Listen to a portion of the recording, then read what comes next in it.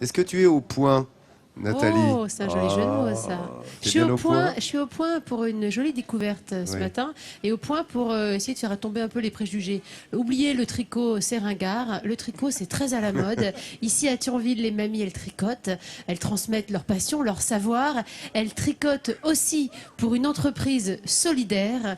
Tricot, business, lien social, entreprise solidaire. C'est un super cocktail. Ce jour-là, Thionville n'a pas mis ses pendules à l'heure. Dans un coquet salon de thé, un air d'années 40 flotte. Entre aiguilles et pelotes, on parle layette.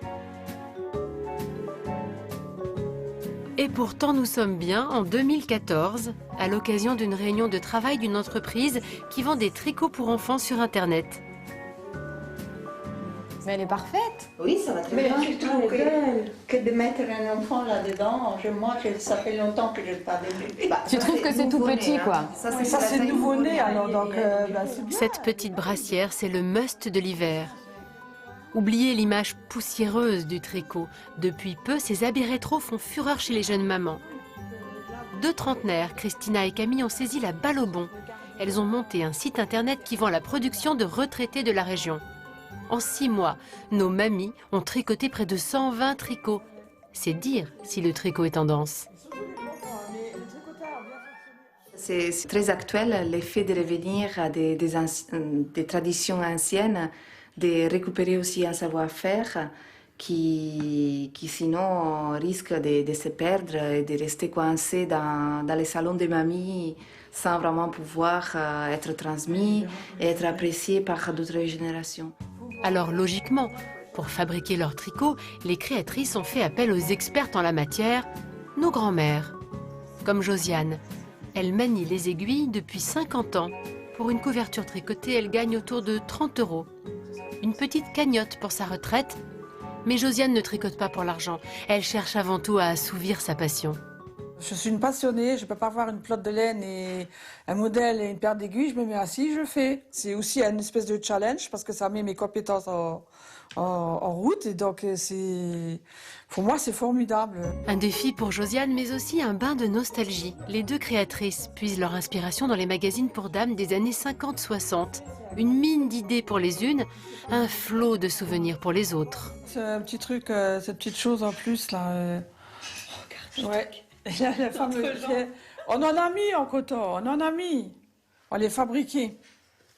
Les culottes. Ah, on n'a pas encore testé la culotte. La culotte, moi j'en ai mis. Hein. Enfin, moi ça me rappelle ma grand-mère. Hein. Moi je passais mes vacances scolaires chez ma grand-mère, toujours avec les aiguilles à faire des bas, des chaussettes.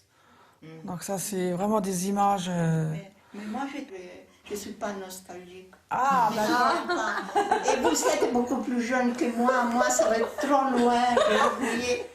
Grâce au tricot, ces mamies sortent aussi de l'isolement. Au-delà de l'aspect du business, du fait qu'on vend ces produits et qu'on rémunère nos mamies pour les tricoter, il y a vraiment l'aspect lien social et lien avec nos tricoteuses qui est très, très important pour nous et qu'on cherche à entretenir par le fait aussi qu'on a ancré notre projet dans le local et qu'on ne veut surtout pas perdre cet aspect local qui nous empêcherait de connaître nos mamies. Les tricots des mamies de la région ne resteront plus dans les placards.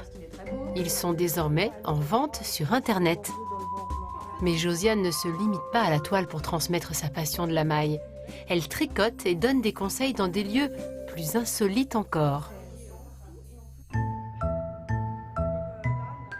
Quai d'Ange sur Caner, à quelques kilomètres de Thionville. Josiane est bénévole à la bibliothèque de son village. Et une fois les livres classés, elle se remet à l'ouvrage. Pour cette retraitée, tricoter est une véritable addiction.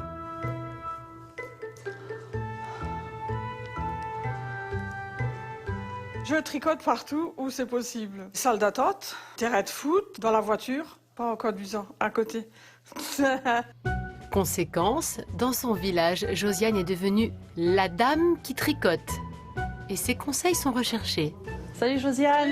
Salut, ça va? Ouais, ça va. Jo, je t'ai ramené mon... Trop. Oh, il est mignon. Tu le trouves mignon? Moi, je Bah le trouve oui, loupé, bah moi. écoute, mais non, mais ça va. Bon, il y a Qu'est-ce que peut-être j'ai loupé un truc ici.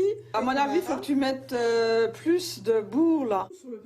Avec sa passion communicative, Josiane a fait ressortir les vieilles aiguilles oubliées des greniers. C'est très difficile, tu vois. Ça redynamise, ça donne envie. On avait un peu perdu l'habitude en fait de tricoter. On avait un peu perdu cette habitude et puis là c'est quand même bien revenu. C'est sûr que là au niveau du village ça crée un lien social ce tricot là. Je donne envie à d'autres personnes de le faire et d'oser d'aller autre part et de dire voilà, regarde, j'ai fait ça, ben, c'est fabuleux. Moi je suis contente pour la personne. Hein. À la bibliothèque du village ou dans une réunion d'entreprise. En Moselle, la passion du tricot n'est pas prête de s'effilocher pour le plus grand bonheur des bébés et des mamans.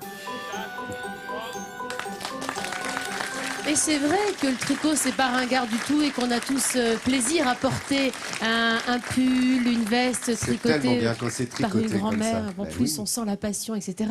Et c'est vrai que c'est aussi une forme de lien social et de lien transgénérationnel.